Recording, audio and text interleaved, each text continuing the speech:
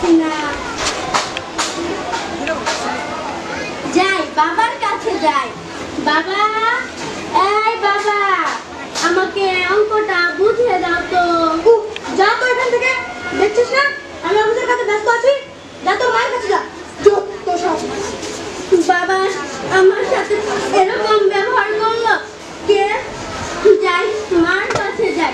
মা, এই মা, আমাকে অঙ্কটা বুঝিয়ে দাও তো। দেখছিস না আমি টিকটক করছি, এখন সময় নেই। এই তোর প্রাইভেট স্যার কি করে? টাকা দিয়ে স্যার রেখেছি আমি ওকে বোঝানোর জন্য। যা তো এখান থেকে, আমাকে বিরক্ত করবে না। স্যারের অঙ্ক বুঝিস। যত সব। বাবা মা কেউ আমাকে ভালোবাসে না, কেউ আমাকে সময় দেয় না।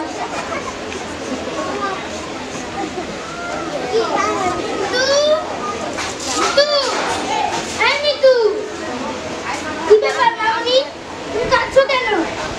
স্যার আমাকে কেউ ভালোবাসে না, কেউ সময় দেয় না। একটা অঙ্ক বুঝতে বাবার কাছে গিয়েছিলাম, বাবা বলল যা, আমি অফিসের কাছে ব্যস্ত আছি, তোর মায়ের কাছে যা, স্যার এলে বুঝি নিস। থাক মামনি, আর কান্না করো না, আমাকে অঙ্কটা দেখা, আমি বুঝিয়ে দিচ্ছি। এই যে স্যার।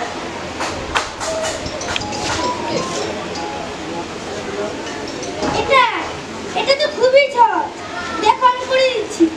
প্রথমে এটার সাথে এটা যোগ করতে হবে, তারপর যোগফলের সাথে এটা বিয়োগ করতে হবে। সত্যি তো স্যার, এটা অনেক সহজ। হ্যাঁ, গতকাল তোমাকে যে একটা ছেদ দিয়েছিলাম,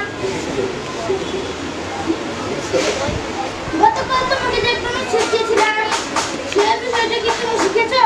জি স্যার। তাহলে মামনি, তোমার জীবনের লক্ষ্য আছে কি? আমাকে লিখে দেখাও। ঠিক আছে স্যার।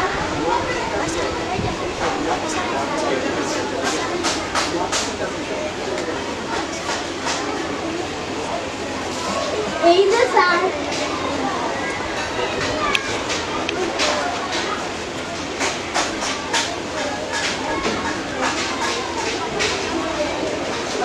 কি ব্যাপার কিন্তু, তুমি এটা কি লিখেছো? তোমাকে না জীবনের লক্ষ্য নিয়ে লিখতে বলেছিলাম। আমি তো স্যার তাই লিখেছি। আচ্ছা যাও তো, তোমার বাবা মাকে ডেকে নিয়ে এসো। ঠিক আছে স্যার।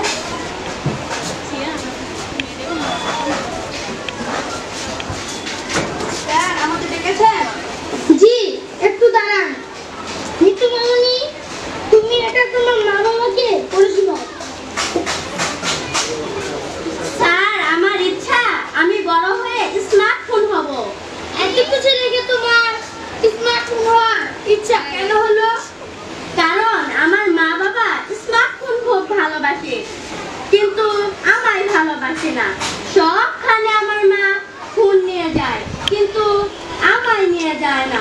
ফোন এলে আমার মা দৌড়ে গিয়ে ফোন ধরে, আমি কান্না করলেও আমার কাছে আসে না। আমার বাবা অফিসের কাজে ব্যস্ত থাকে, কিন্তু আমাকে সময় দেয় না। আমার মা রোজ 4-5 বার ফোনে চার্জ দেয়, কিন্তু মাঝে মাঝে আমাকে খেতে দিতেও ভুলে যায়। তাই আমার ইচ্ছা আমি বড় হয়ে স্মার্টফোন হব, সব সময় মা বাবার সাথে থাকবো। আমরা আমাদের ভুল বুঝতে পেরেছি। সত্যি প্রতিদিন মা বাবার উচিত নিজেদের সন্তানদের প্রতিদিন সময় দেওয়া, তাদের সাথে ভালো সময় কাটানো। হ্যাঁ রে মা, সত্যি আমাদের ভুল হয়েছে। শুধু শিক্ষক নয়, আমাদেরও উচিত সন্তানদের পড়ালেখার সময় তাদের পাশে থেকে তাদের খেয়াল রাখা।